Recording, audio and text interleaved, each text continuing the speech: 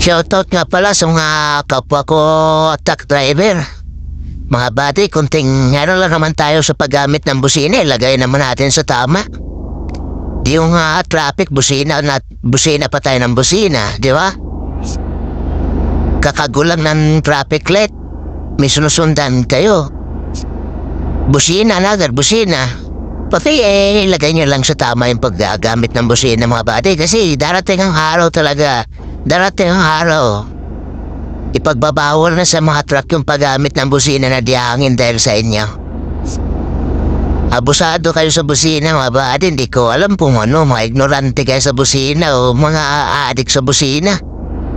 Kung ako na isa rin truck driver, na-irita busina rin ang busina Diba? Busina ng busina ilagay sa lugar. Ako, nagbubusina na kapag may biglang sumusulpot.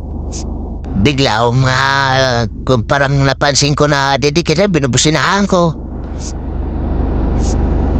Tapos kayo busina ng busina, grabe. Kaya siyempre, alam ko naman kung nasa tama kayo sa pagbubusina o hindi Dahil sa nakasabay ko kahapon sa nagtahan, busina ng busina, naka-stop.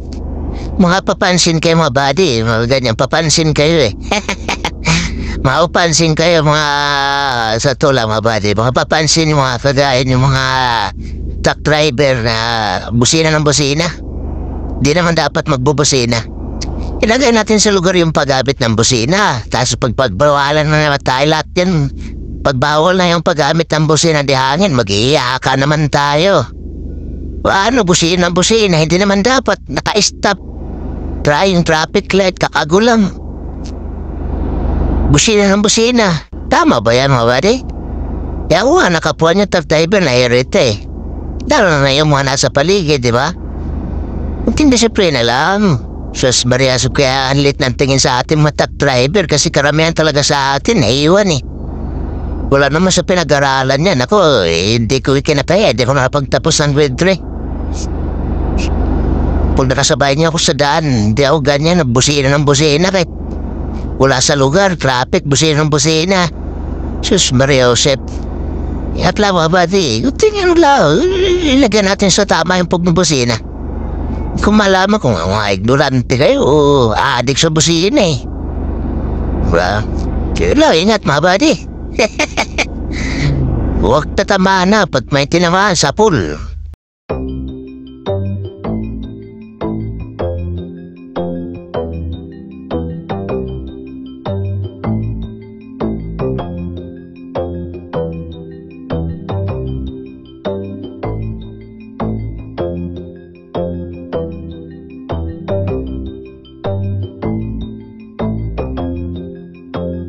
Kahit umulan man o umaraw ay nagtatrabaho, puyat man ituloy pa rin sa pagmaneho. Ganyan ang buhay, tracking kung magsakripisyo. Anumang pagsubok ay lagi lang positibo. Kahit ano, basta para sa anak mo. Kahit ano, kayang biyahe sa mandako. Hindi yan matatanggihan kahit malayo. Basta para sa pamilya, hindi susuko. Babaybayin nila kahit na gano'ng kalayo. Ganyan ang kalsadang hanap buhay.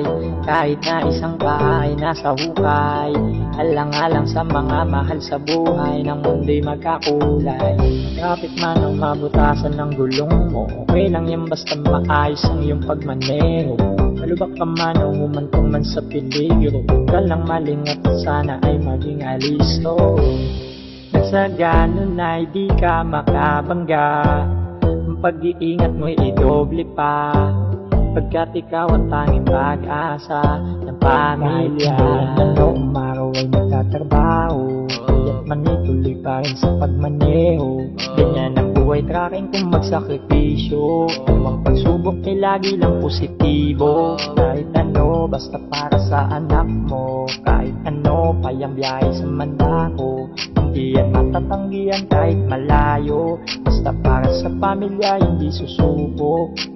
Bante, ang doon, atras dito. hawak sa manobela, kambyo at magmaneho.